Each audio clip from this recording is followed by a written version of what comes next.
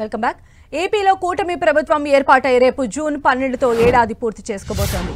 దీంతో ఏడాది పాలన పూర్తవుతున్న సందర్భంగా సుపరిపాలన స్వర్ణాంధ్రప్రదేశ్ పేరుతో ఘనంగా సంబరాలు నిర్వహించాలని ప్రభుత్వం నిర్ణయించింది. జూన్ 12ను రాష్ట్ర పండుగగా గుర్తించిన ప్రభుత్వం రేపు సాయంత్రం 5 గంటలకు సచివాలయానికి సమీపంలో భారీ బహిరంగ సభను ఏర్పాటు చేస్తోంది. ఈ కార్యక్రమంలో గవర్నర్ అబ్దుల్ నజీర్, సీఎం చంద్రబాబుతో పాటు రాష్ట్ర మంత్రులు, ఎమ్మెల్యేలు, ఎమ్మెల్సీలు, ఎంపీలు, కేంద్ర మంత్రులు, ఇతర ప్రజా ప్రతినిధులు, పార్టీల అధ్యక్షులు, కీలక నేతలు హాజరు కానున్నారు.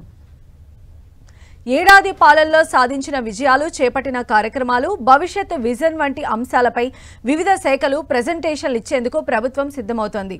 దీంతో పాటు ప్రభుత్వం తమ విజన్ను వివరించనుంది.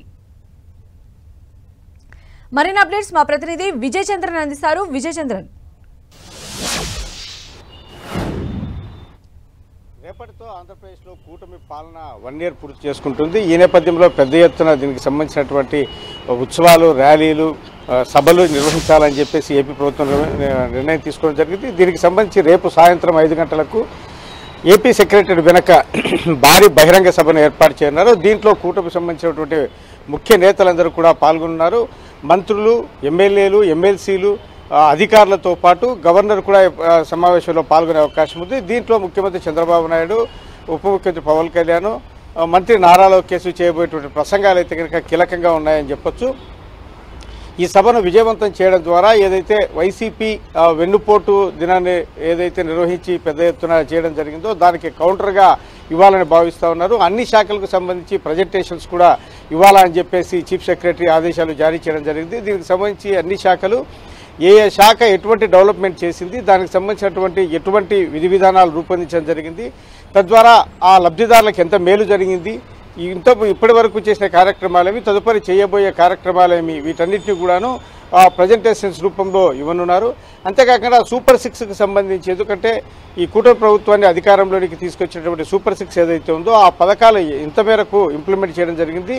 మిగిలినవి ఏవైతే ఉన్నాయో, ఇప్పుడు తల్లికి వందనం అయితేనేమి, ఉచిత బస్సు, ఇతర పథకాలు ఏవైతే ఉన్నాయో వాటిని ఎప్పుడులోగా పూర్తి చేస్తాము, వీటన్నిటి కూడాను చంద్రబాబు నాయుడు స్వయంగా దీనికి సంబంధించినటువంటి హామీలు ఇవ్వడంతో పాటు దీనికి సంబంధించినటువంటి కీలక ఉపన్యాసం చేయనున్నాడు. రేపు ఉదయం నుంచి కూడాను ర్యాలీల ద్వారా అయితేనేమి, అక్కడక్కడ చిన్న చిన్న బహిరంగ సభల ద్వారా అయితేనేమి, మీడియాతో మాట్లాడడం ద్వారా అయితేనేమి పెద్ద ఎత్తున జనంలోనికి తీసుకెళ్లాలి. కూటమి ప్రభుత్వం ఈ 1 yearలో సాధించిన విజయాలు అయితేనేమి, చేసినటువంటి మేలు అయితేనేమి అని చెప్పేసి చంద్రబాబు నాయుడు పిలుపునివ్వడం జరిగింది. ఈ నేపథ్యంలో తెలుగుదేశం పార్టీ శ్రేణులు అయితేనేమి, మిత్రపక్షాలైనటువంటి జనసేన, బీజేపీ ఇవి కూడాను భారీగా దీనికి సంబంధించినటువంటి కార్యక్రమాలు చేయాలని చెప్పి భావిస్తూ ఉన్నారు. కొన్ని చోట్ల ఈ కూటమి నేతల మధ్య ఉన్నటువంటి లుకలుకలు ఏవైతే ఉన్నాయో వాటికి సంబంధించి కూడాను ఈ వేదికగా ఎటువంటి అరమరిక లేకోకుండా చేయాలని చెప్పేసి భావిస్తున్నారు. ఆయా నియోజకవర్గాలు అందరూ కూడాను ఐకమత్యంతో దీనికి సంబంధించినటువంటి కృషి చేయాల్సిన అవసరం ఉందని చెప్పేసి చెప్పడం జరుగుతూ ఉంది. ఐకమత్యంగా ఉండి ఓట్లు చీల్చకుండా ఉండడం ద్వారానే విజయం సాధించామని చెప్పేసి చంద్రబాబు నాయుడు అయితేనేమి, కూటమిలో ఉన్నటువంటి ముఖ్య నేతలు విశ్వసిస్తున్నటువంటి పరిస్థితి. కాబట్టి ఇదే విధి విధానాలతో ముందుకు వెళ్లాలని చెప్పి భావిస్తూ ఉన్నారు.